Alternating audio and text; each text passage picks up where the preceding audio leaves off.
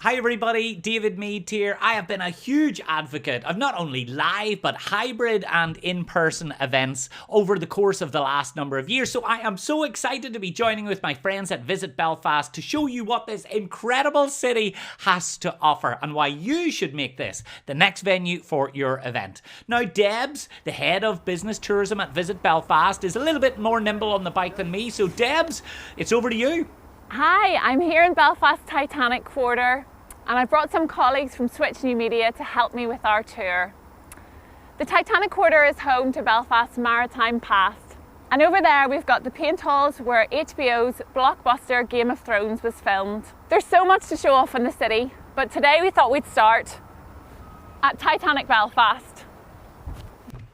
And she is off. Now, if you've never visited this area of Belfast before, it's come a long way since the golden era of Titanic. It was subject to the world's largest urban waterfront regeneration project, and it looks breathtaking, not only from a design point of view, but from a business point of view as well. It is home to some of the world's biggest blue chip organisations, Citibank, Microsoft, and all those other ones that have beanbags in the staff room. It really is incredible. Just look around. But anyway, enough of that. It looks like Debs has found a friend. You're here at Titanic Belfast. We're the largest and most authentic Titanic visitor experience in the world. Our building is based on the original slipways where Titanic was built over 100 years ago. In our building we have our event spaces. So those we can have a range of smaller meetings for up to 50 and then larger conferences and gala dinners. And then you can do a building takeover for up to 1,500 guests. Titanic Belfast will be embracing the new normal. So our priorities are going to be about the social distancing aspects and the hygiene. That's most important to us. It's giving our visitors that confidence in having a safe but enjoyable environment. A world-class award-winning venue that is breathtaking inside and out. Did you know inside they've got a replica of the actual staircase from the Titanic, so you can pretend that you're Jack and Rose? The men who built Titanic. Tori and her team at the Titanic also look after the incredible SS Nomadic, which is docked just across the road. It was the ship that was used to get people onto the Titanic originally. Because it was so big, it was really difficult to put it close to the docks. It's a wonderful side venue that's great for drinks receptions and things. And by the way, fun fact, it used to be a nightclub in France in the 80s. So if you go really close to it, you can smell Lambrini and Jean-Paul Gaultier. Like the perfume, not actual Jean-Paul Gaultier, I imagine. He smells lovely. So an amazing place to do so many things all within one short, small, easy to navigate around area. But the trip doesn't stop there. Come on, Debs, keep going. You can do it, Debs, you can do it. So we've just come from Titanic Quarter. Behind me you can see the Harland and Wolff cranes. In front of me is Icc Belfast and the train station that brings you up from Dublin. And from here, we're just a short walk from a plethora of hotels, bars, restaurants, and the vibrant Cathedral Quarter. Next up is Icc Belfast. If you haven't walked these beautiful streets before, you might not realise that it is a bit of a walking museum. Almost every single corner that you turn around, there's a beautiful mural, a monument, a piece of incredible street art. And we like to give them nicknames because we're fun and crazy guys here in Belfast. This one, we spent months around the brainstorming table on it. We call it the Big Fish. I know, shut the front door. One of the great benefits is that everything is so compact. You really can get everywhere in a short period of time. Many of the destinations and attractions are easy walking distance from each other, whatever the weather. I think we're really lucky too, because only 10 minutes from the airport and just a couple of minutes walk from the central train station is the stunning Icc Belfast. It's Northern Ireland's biggest purpose-built conference centre. And joking aside, they have the nicest staff you could ever come across. Recently, they've got a £30 million extension to allow them to do full-scale exhibitions and breakouts. And more importantly, they've got the greatest Wi-Fi in the history of the universe, which reminds me, I better get onto Netflix here. Talk amongst yourselves. Come on, Debs, keep moving, keep moving. Marie-Claire, can you tell us about the building and how you're getting ready for hybrid meetings? Yes, absolutely, Deb. So just behind us here, we've got the Icc Belfast, which is Northern Ireland's only purpose-built international convention centre. Now, we're not hosting events at the minute, unfortunately, but we've hosted some great events over the last number of years. And just at the beginning of this year, we were off to a great start. We hosted an AstraZeneca event for about 400 people, which was amazing. They had Game of Thrones themed gala dinner. They had so many sessions across the city. It really was the citywide event experience that we love to deliver, along with yourselves and our other city partners. We're looking forward to delivering our first hybrid event over the next couple of weeks, and what that is a live broadcast studio within Icc Belfast, so you can deliver an event live on the day. You can do pre-recorded sessions, or you can have speakers coming in from anywhere in the world, so while your delegates are at home, they're still getting that full Icc Belfast experience that they absolutely love. To show you how hybrid works, I'm joined by some of our Belfast ambassadors who are part of the big Belfast team helping us bring events to the city. Hybrid brings you flexibility with your presenters. You can have them live on stage with you, dialed in live, or even pre-recorded and dial them in.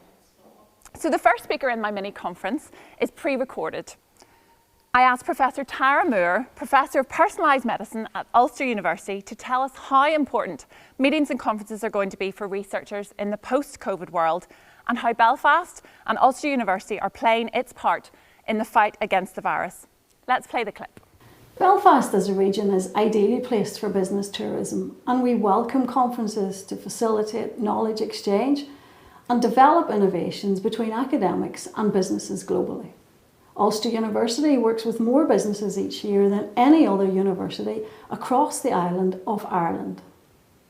We are agile in our delivery of teaching, and our research is aligned to industry's ever-changing needs. Our Belfast Region City deal represents significant financial commitment to digital healthcare technologies, a topic that has never been more important than now during the current COVID-19 pandemic. We welcome the meeting of minds in this area and other areas, the exchange of challenges and solutions through international conferences hosted in Belfast, and the expansion of existing business and stimulation of foreign direct investment for new business development in Belfast. So my next guests are joining me live. First, I'm joined by Professor Marc Lawler from Queen's University Belfast, who's an internationally renowned scientist with over 30 years' experience in cancer research. Marc, from your experience of organising events in Belfast, how do our medical strengths help us stand out in a competitive environment? Great to see you again. What we have in Belfast is a unique combination. Great science, some of it world leading, a big interest in medicine and in listening to some of the great speakers that we attract to Belfast, but brilliant facilities that attract a lot of my colleagues from around the world. And what's more, they get to be in the best weekend destination in the world as judged by Lonely Planet. Thanks, Marc. Now we're going to Catalyst, which is a community of innovators and entrepreneurs who drive the knowledge economy in Belfast. Joining me is Steve Orr, their CEO and a passionate Belfast ambassador. Hi, Steve. Can you tell us a bit about the startup ecosystem in Belfast and why our knowledge economy makes us a compelling destination for events? So Belfast is awesome.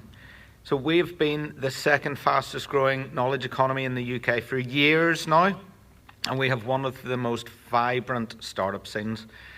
So we're really strong in two emerging cluster sectors, so in health and fintech.